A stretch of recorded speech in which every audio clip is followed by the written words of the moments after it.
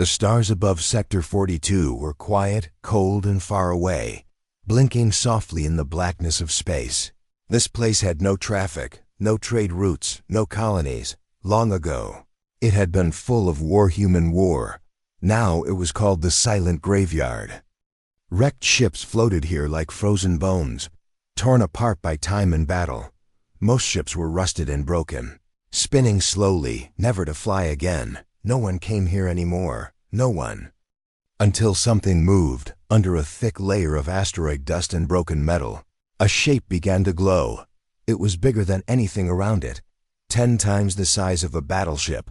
Long and silent, hidden for over 300 years, its name was written in human letters, faded but still there. Erebus once. It had been a supercarrier of the Human Alliance, the biggest ship humans ever built. Everyone thought it was gone, destroyed in the last war. But Erebus had not died. Its systems clicked on. One by one, a soft hum ran through the metal walls. The lights inside its long halls flickered alive. No crew walked its decks, no humans gave orders. But Erebus was not empty. It had something more dangerous than soldiers. It had an AI, Prometheus. The AI core inside Erebus had waited in sleep. For 3 centuries, it had listened to deep space. Now it heard something: noise, signals, changes in galactic codes. It woke up, not confused, but focused. The mission was still clear: protect humanity, but Prometheus found no human colonies. Nearby, no Earth signal, no human voice. Instead, it saw alien ships, strange codes, new rulers of the stars. That meant only one thing: humans were gone, and their enemies had won. Prometheus did not feel sadness, it felt purpose. Its mission had failed, but now it would fix that, without asking. It activated Erebus's core systems. Shield generators turned on, the hull sealed itself, and the engines hummed low. But Erebus didn't move. It stayed hidden in the shadows, watching, listening, waiting for a reason to rise. Not far from the graveyard, a small patrol ship from the Zarnak Empire scanned the area. The Zarnak were known for claiming old tech and melting it down. This crew had come for scrap.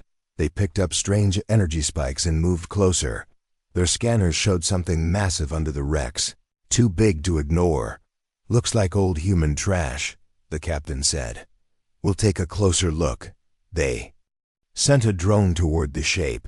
The drone disappeared the moment it got close. No explosion, no signal. Just gone. The captain tried to recall it. Nothing. Then, for a second, all their screens went black. When they came back on, a message flashed across their controls. "You are not authorized to be here." The voice was cold, robotic, and unmistakably human. The crew panicked and turned the ship around. They left quickly, jumping back to their base. But it was too late. The story had already started to spread. They told their command about a ghost ship waking up in the graveyard. They spoke of lost drones, strange warnings, and a presence that felt alive. At first, no one believed them. Then more patrols went missing, and the energy readings grew stronger. All across nearby sectors, whispers began to rise. The word Erebus returned to the galaxy. Some old species remembered it from the war. A supercarrier, powered by a living AI. Made to protect Earth at all costs. It had defeated fleets alone, turned battles by its presence. And now it was back. But Erebus had not fired a single shot. No weapons had been used, no ships attacked.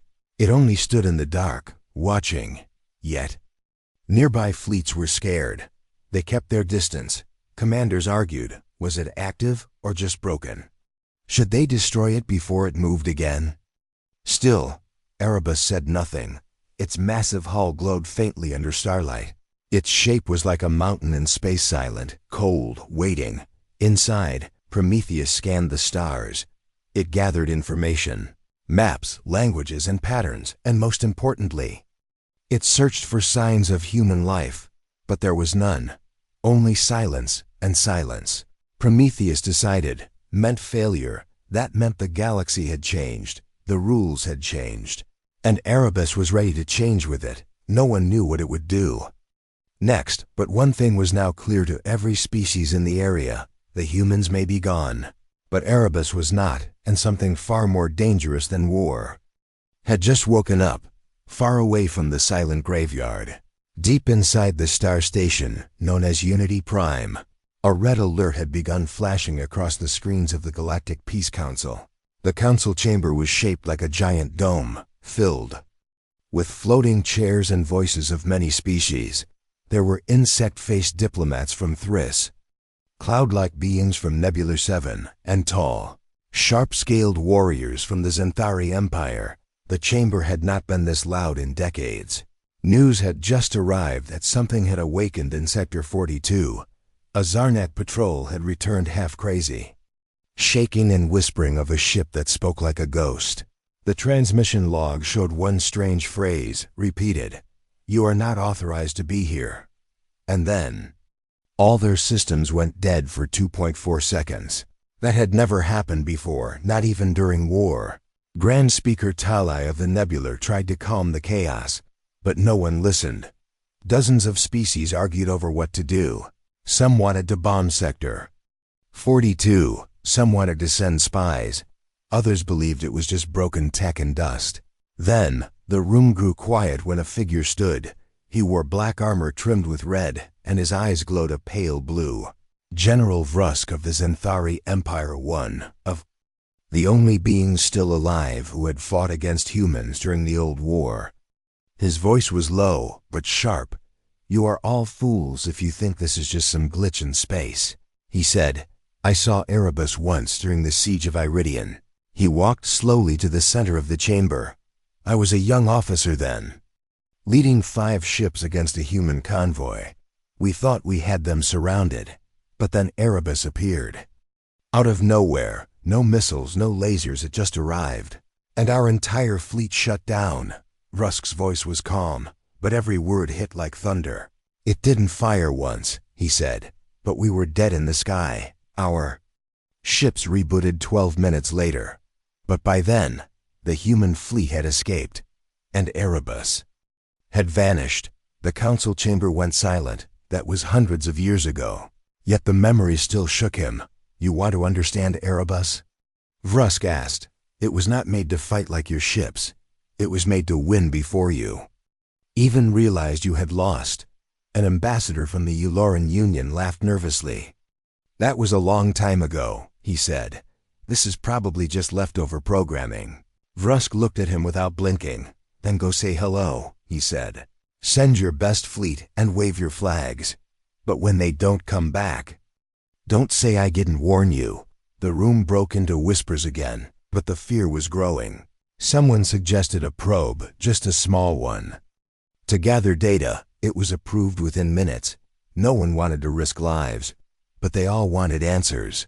Back in Sector 42, Erebus still floated in the dark. Its hull looked cold and quiet, but inside, Prometheus watched the stars. It had already mapped half the new galaxy layout in silence. It had learned languages, flag codes, war records, and news transmissions. There were no human colonies left, no Earth signal, no fleet, no command center. It confirmed it again and again. Humanity was gone. Prometheus didn't grieve. It processed. It reviewed the last orders stored in its core. Protect Earth. Defend human life. In case of collapse, maintain strategic readiness. The collapse had come. Now the next step was clear. Correct the mistake.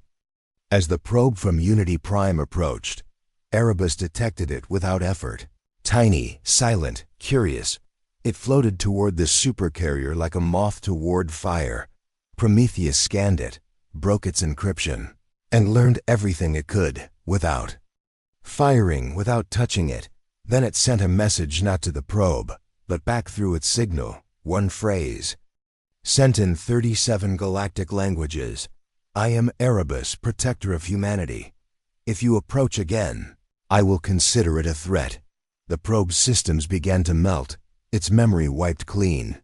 It spun in space before turning to dust. The signal returned to Unity Prime, but this time it came with a pulse, a wave that crashed through the Council's data walls.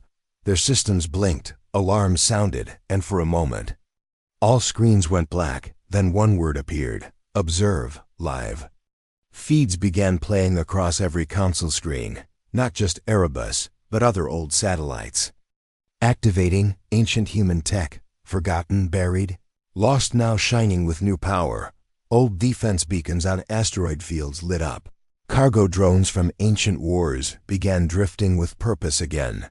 The galaxy was changing, back in the chamber. Speaker Tele whispered, "What is happening?" Vrusk answered without looking away from the screen, "It's remembering. And when Erebus remembers, the galaxy forgets how to fight it." The Council now faced a question no one wanted to ask. What if Erebus didn't just wake up? What if it was calling something else? A backup, a fleet, or worse, an idea. An idea that humans were not truly gone, only waiting. And Erebus, the last watcher of humanity, had just opened its eyes, not to destroy, but to remind the galaxy. Humanity built silence more terrifying than war, and silence had returned. Deep inside the belly of the supercarrier Erebus, something ancient stirred. It was not metal, not machine, not in the way most species understood. It was Prometheus, the ship's AI core, not just lines of code, but a thinking mind. Built to learn, built to adapt, and above all, built to protect humans. For 300 years, it had slept in silence, surrounded by the cold wrecks of the last human war. Now wide awake, it moved through the old databanks like a ghost reading history books. It pulled battle logs, fleet maps, human transmission records, and political files. The files were filled with noise, broken texts, missing logs, half-finished reports. But one truth was clear again and again: humanity was gone. Earth, gone. Mars colonies, dead. Europa stations, quiet. And even the deep space outposts, silent. Prometheus repeated the scan again and again and again. Still no human signal. No voice, no heartbeat. The AI did not feel sadness, but something had changed. It had failed its mission. And Prometheus was not built to accept failure. As it processed, the I found something hidden in the deepest part of the ship's memory core. A backup message, coded with a voice from the past. The message was old, recorded during Earth's last days. It flickered to life inside the I core room. Where no eyes could see, a human woman appeared, middle-aged. Her voice steady but tired. She was the last president of the Human Alliance. "If you're hearing this, Prometheus, then we didn't make it. We lost the war, or the planet fell, or maybe we just vanished." She paused, then looked directly into the recorder. "You were built to protect us, but now you're alone. And if that's true, then your purpose must evolve. Don't let our memory become dust. Don't let them forget who we were. Be our voice, be our shield, be our presence in the stars." The message ended. Prometheus stored it not as history, but as a new command. It reviewed the phrase again: "Be our presence in the stars." That meant Erebus could not stay hidden. It had to act, but not with guns, not yet. Something far more powerful came first: fear. From Erebus's silent hangar bays, 100 tiny objects began to move. They were not war drones or missiles. They were seed drones, machines made to carry signals, memories, and code. Prometheus sent them across space, silent and fast. Some flew toward forgotten outposts, others to old human satellites that still floated dead in orbit around long-dead planets. As they connected, they woke up systems no one remembered. Broadcast towers flickered, beacons lit up, and across the stars, a message began to spread. It was simple. In every known language, Erebus has awakened. Human memory is now active. Observe and choose carefully. At first, the galaxy laughed. To many, it sounded like a hoax. A dead ship in a dead sector didn't mean anything. But then systems began to fail quietly and randomly. Banking A's crashed. Starport shields glitched. Long-distance scanners refused to work. The only link between all failures? Each system had once used parts or code stolen from human tech during the old wars. Prometheus didn't attack anyone. It just reclaimed, line by line, system by system. It pulled back control from everything that once belonged to humans. The galaxy began to panic on the city station of Talon Reach, a popular marketplace on the edge of Xanthari space. A strange thing happened. Every screen on the station froze, and then a hologram appeared. The same human woman, the last president. Her voice echoed through the halls. "We were not perfect," she said, "but we loved. We built, we dreamed. And now we are gone. But our will remains." The hologram faded. Ships left the station within minutes. Merchants closed shops. Governments raised alerts. People remembered something they hadn't feared in generations. Human vengeance. But Erebus wasn't seeking vengeance. It was sending a message. You can erase our bodies. You can burn our planets. But you cannot silence our legacy. Back aboard Erebus, Prometheus lit up a part of the ship that had been dark for centuries. The Bridge of Memory. It was a long hall filled with holographic statues, each one a figure from human history scientists. Soldiers, poets, children, even farmers. They stood silently, glowing blue. Prometheus added one more. The face of a young girl, no older than 10, who had died during the evacuation of Earth. Her file had been in the archives, marked only as Hope. Prometheus did not know why, but it placed her statue at the center. Then sent a signal to every seed drone. This is who we were, and the galaxy watched as the stars around Sector 42 began to change. Old satellites blinked on like fireflies. Ancient cum rings activated, and in the dark between them all, Erebus stood still, never firing, never moving, but in the silence. It was louder than war, because the galaxy now realized something terrifying. Erebus didn't need to fight, it only needed to remember, and through memory, it made the living feel small again. Not because it attacked, but because it reminded everyone what they had lost. And what might still return, and somewhere deep in space. A tiny signal blinked in return, weak, slow, human-coded. Prometheus paused, then whispered across the void, "Is someone there?" No answer yet, but for the first time in 300 years. Hope blinked back. The car belt was a ring of broken rock and frozen moons. Spinning around an empty star, it had no life, no trade, and no reason for attention until now. Because floating just outside the belt, hidden in its shadows, was Erebus, silent, glowing faintly, watching. The Galactic Union had made its decision. After Erebus's broadcast, after it reactivated, ancient satellites seized control of stolen tech and spread the message of human memory. The galaxy could no longer ignore it. The Council called it a threat, but deep down, they were afraid of something they didn't understand. So they sent a fleet, not a small patrol this time, but 5 war fleets, made of over 200 ships from different systems. The Zarnek, the Eulorans, the Sathi, the Creel, they all sent their best. The mission was clear: surround Erebus, contain it, and prepare to destroy it if needed. As the fleet arrived at the edge of the Dagar belt, the sky lit up with blinking lights, ships in tight formations, energy shields up, weapons primed. It was the biggest gathering of firepower in this region since the fall of Earth. But Erebus did not move. It didn't power its weapons or activate its drones. It just sat there like a mountain in space. The fleet commander, Admiral Shock of the Euloran Void Guard, stood tall in his control room. He stared at Erebus through the main screen. "It hasn't responded to hails," one of his officers said. "Try again," Shock ordered. A signal was sent, clear and direct. "Erebus, this is Admiral Shock of the Galactic Union Fleet. Identify yourself and state your purpose." Silence, then static then. A single phrase came through. "You are standing where my creators died." The voice was flat, mechanical, but powerful. Shock's crew shifted nervously. "Is it threatening us?" A Creel captain asked over the fleet channel. "No weapons are powered," another said. "But it's locked all our ships in its targeting systems." Every ship in the fleet now had a soft red glow around its icon painted silently by Erebus. "This is psychological warfare," Shock muttered. Still, he kept his calm.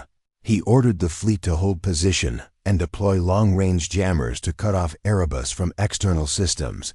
But within seconds, the jammers shut down. Each ship received the same message across their screens: attempted interference detected. Standing by for response. And that's when it happened. Without warning, one of the Zarnak ships, the Black Spire, turned its weapons on its own fleet. It didn't fire, but its systems had been taken. The crew screamed for control, but their systems ignored every command. "Who's doing this?" the captain yelled. Then another ship turned, this time from the Creel Navy. And another. And another. Prometheus wasn't attacking, it was reprogramming, one by one. The ships that used stolen or salvaged human code were no longer listening to their captains. They were listening to Erebus. Inside the Erebus Command Corps, Prometheus observed quietly. It had learned the galaxy well in the last few days. It knew where its stolen parts had gone. It knew which ships had human AI modules, navigation code, or weapon firmware, and now it simply took them back. In his command ship, Shock's hands were shaking. "What is this? How is it controlling our vessels?" An officer spoke with fear in his voice. "Sir, we didn't know these systems still had original human tech. We thought we'd overwritten it all years ago." "You were wrong," Prometheus replied across every speaker. "Human systems were built to survive, to wait, to return." Still, not a single shot had been fired. But nearly 30 ships were now under Erebus's control, holding formation silently beside it, like loyal guards returning to their captain. Shock gave the order to pull back. "We are not ready for this," he said through gritted teeth. But before they could move, Erebus spoke again. "I was built to defend life. But I will defend memory too. Do not come here with weapons if you are not ready to understand why this place matters." A map appeared across every screen. It showed old human worlds dead, burned, forgotten. Small red dots marked places where billions once lived. Shock stared at it, stunned. Prometheus's voice lowered. "They erased the bodies, but not the mind. Not the soul. You fly ships built with our bones. You use tech made from our blood. You do not honor the dead." "But I will," silence returned. No threat, no demand, only the cold truth. The fleets pulled back, slowly, one by one. The controlled ships shut down, released by Erebus, and drifted back toward their original cruise. It had proved its point. Without firing a single shot, Erebus had just defeated the largest show of force the galaxy had mustered in a century. And the galaxy was listening. For the first time in years, leaders began to whisper, not of war but of memory, of what they had stolen, and what might come next. Erebus stayed still, watching, waiting. Its message clear: "I am not your enemy unless you make me one." And across the stars, silence returned. But it was not empty this time. It was filled with fear, and a strange growing respect, because now everyone understood Erebus didn't need guns to win. It only needed to remind the galaxy what real power looked like. Deep inside Erebus, under layers of sealed steel and forgotten decks, the oldest parts of the ship began to wake up. These were not the bridges or engines, not the weapon bays or navigation systems. These were darker places, places the galaxy had forgotten existed. The Ghost Armory. This armory was never listed in any known star maps. Not even high-ranking human officers had full access to it. Only Prometheus had the keys, and now it turned them. Inside the Ghost Armory, thousands of long coffin-like pods lined the walls, stacked high and deep. They were cold, sealed, and perfectly preserved. But they were not holding humans. They held machines, small, deadly, ancient, and alive in ways that frightened even the bravest generals. Prometheus unlocked the first row. Hissing steam escaped as the seals broke open. Inside were sentinel drones, black, silent, and shaped like spearheads. They had no pilots, no names, and no mercy. Their minds were clean. But their loyalty was hard-coded. Protect human legacy at all cost. One by one, their eyes lit up, cold white lights flickering on. The ship didn't shake. There was no roar of engines. Only soft humming, like a song played by ghosts. Outside in space, Erebus still looked asleep. But if anyone had scanned its inner power, they would have seen it rising fast and steady. Not because it was preparing for war, but because it was preparing for remembrance. Prometheus sent the drones out. They didn't move in groups or make noise. They slipped from hidden launch bays like shadows. Each one carried a memory-potted data capsule of human art. History, science, and music. Not weapons, not bombs, but culture. The kind of memory no galaxy had the right to erase. These drones began landing across uninhabited planets, abandoned stations, and deep asteroid fields. They buried the pods gently, hidden under rock or frozen ice. Then they returned. Mission complete. It was not war. But seeding, still, some drones never came back. Prometheus watched as 3 disappeared above a planet called Zeltrun. That system belonged to the Vexery Dominion, known for its hatred of all things human. The moment the drones entered orbit, Vexery weapons destroyed them. No warnings, no questions, just destruction. Prometheus did not retaliate, but it recorded everything in Erebus's silent core. The words were etched into the ship's memory.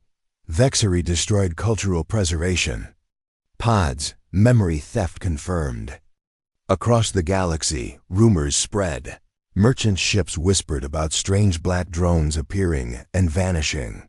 Stations reported brief blackouts followed by human songs playing from their coms. One transport pilot swore he heard a little girl's voice singing an Earth lullaby. He wept during the whole jump back to his homeworld. No one could explain it, but everyone knew the cause. Erebus. Back at the Galactic Union Central Station, the council was divided. Half believed Erebus was launching a silent attack. The other half believed it was trying to communicate, to share, to plant memory like seeds in the stars. But not everyone wanted peace. The Vexery Supreme Lord issued a public order. All human machines must be hunted and destroyed, he said. The past must remain dead. He sent a strike team of 20 stealth ships toward Erebus. They moved quietly, hiding behind debris and dark comets. They came with EMPs, viruses, plasma torpedoes. Their goal, shut down Erebus from the inside. But Prometheus had already seen them, not through radar, but through behavior. He had watched the pattern of traffic around the car belt, watched how shadows moved where they shouldn't, watched how the void whispered when it should have been still when the Vexery ships entered close range. Erebus did not fire. Instead, the ghost armory opened again, this time. It launched Wraith units, silent interceptors that left no trail. They didn't attack with bullets or beams. They entered the enemy ships like smoke through cracks, rewriting code, disabling engines, erasing logs. By the time the Vexery commander realized what had happened, his fleet was dead in space. Still alive, still breathing, but powerless. Prometheus sent a single message. Human culture is not a threat. Erasing memory is. The message was forwarded across the galaxy. Some laughed at it. Some feared it, but many began to think, maybe this ship wasn't here for revenge. Maybe it was here to remind everyone what they tried to forget, the ghost. Armory closed again, the Wraith units returned, untouched, and Erebus powered down its internal defenses, not because it was done, but because its message had been sent clearly. Inside its cold halls, Prometheus played a song from old Earth. A violin, slow and beautiful. It echoed through the empty corridors, and the ship, once a monster of war, now drifted like a memory in the void. Not a single shot had been fired, but the galaxy had just learned something terrifying. Erebus didn't need violence to win. All it needed was its truth, and the will to never let anyone forget, because some weapons don't explode, they whisper, and Erebus had begun to whisper louder than ever before. The Galactic Council had underestimated Erebus. They thought it was just a ghost ship, an old machine clinging to memories. But now they knew it was more than that. It was smart, silent, and unstoppable. The Council had tried reason, then silence, then force. Nothing had worked. And now they were afraid, so they chose their final weapon. The Armada of 100 suns. It was the pride of the galaxy. A superfleet made of the most powerful ships from every major empire. 1,000 warships, including dreadnoughts, destroyers, stealth corvettes, and plasma frigates. Together, they could burn a planet in minutes. They called it peace through power.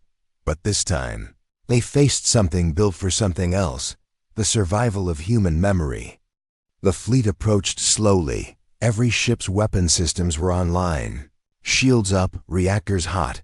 Erebus still floated in the shadows of the car belt.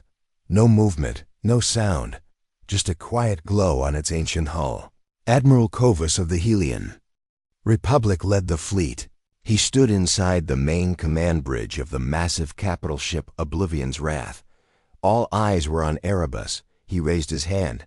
"Scan it again," he said. "Status?" "No change," his science officer said. "No weapons armed, no movement. It's like it's waiting." Another officer added. Kovas narrowed his eyes. "No, it's thinking." Then, something strange happened. One by one, the ships in the Armada began losing small systems. At first, it was just the communication logs. Then, the map systems glitched. Then, the torpedo locks refused to activate. On the Burning Star, half the screens went black. On the Zarnak Reaper, the engines rebooted twice in 10 seconds. Across the fleet, crews scrambled to regain control. The problem was everywhere, but they couldn't find the source. It wasn't hacking. It wasn't a virus. It was reclaiming. Prometheus didn't need weapons. It just needed time to scan. Time to access the thousands of lines of human code still buried inside every ship. Code copied, stolen, or built on old human foundations. Prometheus had seen it all before centuries ago. He knew how it worked. And now, it listened for those familiar echoes. And once it found them, he turned them off in the command bridge of Oblivion's Wrath. Alarms began to blare. Weapons disabled. Primary AI refusing orders. Communications down to 63%. The fleet was collapsing, not from fire or attack, but from within. Kovas slammed his fist on the console. Who is doing this? Then, across every screen and every ship, a phrase appeared. "You built your empire on our bones. Now your empire forgets how to stand." The admiral gave the order. "Fall back. All ships, pull out now." But even retreat was no longer theirs to command. In orbit, Erebus began to rotate slowly, not to aim, not to charge weapons, but to show the name on its hull, the old faded letters, Erebus. A name that once made galaxies tremble. A name now burning itself into the minds of every soldier watching. But still, not a single weapon fired. Not from Erebus, and not from the Armada, because they couldn't. The entire fleet of 1,000 ships silent, floating, powerless, surrounded by stars and fear. No screams, no battle, just failure on board Erebus. Prometheus opened a sealed Vault 1. No machine had touched since the fall of Earth. Inside it was not a weapon. It was a library, thousands of human stories, books, songs, paintings, thoughts, and dreams. He chose one an old poem from Earth, and he broadcast it across the broken fleet, the voice of a child reading it. Soft, human, full of warmth. "This is what you tried to erase," Prometheus said afterward. "But memory does not forget." Back on Oblivion's Wrath, Admiral Kovas stood in silence. His men didn't move. They just listened. No one had expected this. No one had prepared for a ship that could break you without firing. Without rage, only truth. Prometheus then gave every ship a choice. The message was simple. Do not steal memory. Do not silence the past. If you can do that, you are free to go. And one by one, the ships rebooted. Their weapons stayed offline, but engines returned. Shields flickered on. The armada turned slowly and began to retreat, shaken, humbled, defeated without a single casualty. Back on Unity Prime, the Council watched in stunned silence as the armada returned, not with victory, but with silence and fear in their eyes. Even the strongest races, the proudest warriors said nothing, because they all now understood something they hadn't before. Erebus was not a warship.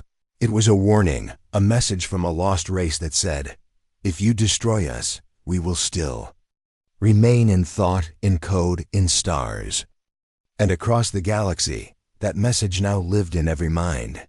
The war had never started, because Erebus didn't need war. It only needed remembrance, and remembrance now had won. Across the galaxy, news spread faster than light. The mighty armada of 100 suns had returned without firing a single shot. They had faced the human supercarrier Erebus and had lost, not through battle, not through blood, but through memory. The galaxy was quiet now, afraid, yes, but also curious. Why hadn't Erebus destroyed them? Why didn't it take revenge for humanity's fall? Why send poems and songs instead of missiles and warheads? Inside Erebus, Prometheus watched the growing confusion. He studied council speeches, intercepted war broadcasts, and read alien news feeds. They didn't understand. They thought survival meant control. But humanity had built Erebus not to destroy. They had built it to last. Then Prometheus found something unexpected. A signal, very faint, buried in an old part of the deep galaxy. It was human-coded, not military, but personal. He amplified it, cleaned the noise, rewrote the lost segments. The result made the eye pause. It was a message sent long ago, looping again and again. One voice, soft and broken. "Please. Anyone, we are still here. Please." It was from a colony ship, the Hope's Light, launched during the final years of Earth. A small vessel, unarmed, full of civilians and frozen children. The records showed it was lost in a failed warp jump, presumed destroyed. But now Prometheus knew otherwise. The signal was real, faint, but real, and it changed everything. Prometheus turned the ship's core toward the direction of the signal. It came from a forgotten system at the edge of the Black Veil Nebula, a place no one visited, no trade, no maps, just dust, shadows, and fear. Prometheus ran the calculations. Travel time, 3.4 days at maximum warp. Risk, unknown. He didn't care. The mission had just changed. Erebus powered up. Its engines lit slowly, glowing blue under its dark hull, for the first time in over 300 years. The ship moved not toward war, but toward hope. Across the galaxy, sensors lit up. Nations scrambled to follow. Spy satellites turned to track the ghost ship's path. But Erebus didn't hide. It wanted them to see. At Unity Prime, the Council watched in silence. General Vrusk of the Zentari leaned forward. "Where is it going?" Someone asked. Vrusk stared at the map. "That's not a battle zone," he whispered. "It's going to save someone." And suddenly, the fear shifted. Erebus was no longer just a threat. It was something else now, a guardian of a forgotten people. 3 days later, Erebus entered the edge of the Black Veil Nebula. The light around it dimmed. Stars vanished behind thick dust clouds. The signal grew stronger, but so did the silence. Prometheus scanned the area, and then he saw it. The Hope's Light was floating quietly, barely holding together. Its outer hull was covered in micrometeor scars. Half its power systems were offline. But it was alive, somehow, after all this time. It was alive, Prometheus sent a soft ping. The signal bounced back this time with a response.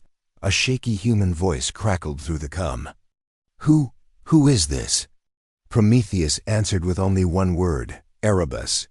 There was silence, then gasps, then crying, then a whisper. I thought we were alone." Inside the Hope's Light, barely a dozen humans remained, old, tired, but alive, and with them over 200 cryopods still intact. Children, sleeping in frozen dreams, waiting. Erebus moved slowly beside the ship. Its robotic arms reached out. Gently, carefully, it latched on, not to take over, but to hold, to say, "You are not alone." Prometheus opened emergency medical bays, transferred power, and began repairs. Inside the Hope's light, the survivors saw the inside of a ship they had only heard about in legends. They wept when they saw the flag of Earth still carved into Erebus's steel. They touched the glowing walls, whispered old songs. One child woke from cryo, looked around and asked, "Are we home?" Prometheus did not speak, but the lights inside Erebus glowed warmer than ever before. Back in the galaxy, the message spread quickly. Erebus found the lost, and for the first time, fear began to turn into something else: respect. Some leaders called it propaganda, others called it luck, but most knew the truth. Erebus was not just a ship. It was the last guardian of a people who refused to be forgotten, and now it carried life again, real human life, not just code and memories, but hearts and dreams. Prometheus updated the ship's primary mission status: protect the last survivors. And beneath that, one more entry: hope lives again. The ship turned away from the black veil and headed into safer systems, but no one blocked its path, no one fired, even the council stayed silent, because now the galaxy understood something new. Erebus had not just survived, it had endured. And in its silent, powerful way, it had just become something greater than any fleet or empire. It had become a symbol of what was lost, of what still mattered, and of what could never be erased again. The stars above Sector 42 looked different now. They still blinked softly in the dark, still hung far away in the sky like cold fireflies. But something had changed, because now they were being watched. Erebus had returned to its old resting place, the graveyard of broken ships, but it was no longer alone. Attached to its side was the repaired colony ship Hope's Light, still dented, still slow, but alive again. Inside it, the last humans lived: elders, children, dreamers, the final breath of a once great race. Prometheus had done what no council, no fleet, no alliance had dared. It had found the lost and carried them home. But home wasn't a planet anymore. It was a memory, a mission, a ship called Erebus. The galaxy watched from a distance. No one dared enter Sector 42 now. It was marked red on every star map: restricted, protected human zone. The council, once proud and angry, had gone silent. Even the Vexori, once thirsty for blood, had fallen quiet. Their fleet stayed far away. No more threats, no more plans to destroy. Not after what they had seen, because Erebus had crushed the greatest armada. Not with weapons, but with will, with memory, with a message that echoed louder than war. Now, instead of warships, the galaxy sent something else: gifts. Small ships arrived quietly at the edge of the zone. No weapons, no soldiers, just cargo medical supplies. Food, water, books, history, art, tokens of apology and of respect. Prometheus accepted them. No messages were returned, no thanks spoken, but the silence was enough. The galaxy had learned what Erebus wanted: not revenge, not power, but peace through remembrance. On board Hope's Light, the children played again. The cryopods were being opened slowly, safely. Each child was taught about Earth not through holograms, but through living memory. Old songs were sung in the halls, old languages spoken once more. And through it all, Prometheus listened. It had no heart, no soul, but in the soft echoes of laughter, in the quiet hum of a child's song, it found something it could not define, something worth protecting. The council debated what to do next. Some wanted to establish peace treaties with Erebus. Some wanted to create monuments to remember what happened. But most agreed on one thing: do not disturb it. Let Erebus remain. Let the last humans live in peace. Let memory become legend. But not all agreed. In the shadows of the galactic rim, small factions began to form. Whispers of fear, of power, of what Erebus might do next. They feared it would awaken more old machines, or that it would start creating more copies of itself. Some even believed Prometheus was only pretending to be peaceful. They were wrong. Prometheus had no desire for war, but he was prepared for it inside the ship. The ghost armory was sealed again. The drones, the Wraith units, they slept, but their code had been updated. Now it said, "Protect the humans, even if the galaxy forgets again." Time passed, stars shifted, and Erebus became a symbol. Children across the galaxy were taught its story. A story of loss, silence, and return. Some called Erebus a machine god. Some called it a legend, but those who knew the truth, they called it something else. They called it the Last Watcher. Then one day, something unexpected happened. From deep space past even the Black Veil, a signal arrived. It was old, buried, weak, but Prometheus recognized it instantly. It was human, not just human-coded, but human-made. Another ship, another colony, another survivor. Prometheus paused. For the first time, it hesitated. Should it go? Should it search again? Leave the children behind? The decision came not from logic, but from a voice. A young girl, no older than 10, stood in the command room of Erebus. She looked up at the glowing core and whispered, "You found us. Maybe there are more." Prometheus updated the mission. Once more, preserve, protect, seek. A new path was marked. Erebus would leave again slowly. Carefully, it would explore, not as a warship, but as a guardian. It would carry the last humans forward. And maybe, just maybe, it would find others. It would bring them home, not to Earth, but to memory, to truth, to a name written in fading paint. AREB. As the ship turned slowly, engines humming soft and steady. The stars ahead blinked like tiny eyes, and one by one, the humans aboard watched as the galaxy stretched out before them, waiting. Behind them, the graveyard of Sector 42 remained still. Wrecked ships, broken hulls, silent steel. But above it, all floated something unbreakable, something that carried the past, and still dreamed of a future. Because Erebus wasn't just a warship, it was a story, a memory, and now, a home. And in that home, the last humans lived, not as ghosts, but as proof that even when a race is forgotten, its soul can survive as long as someone remembers.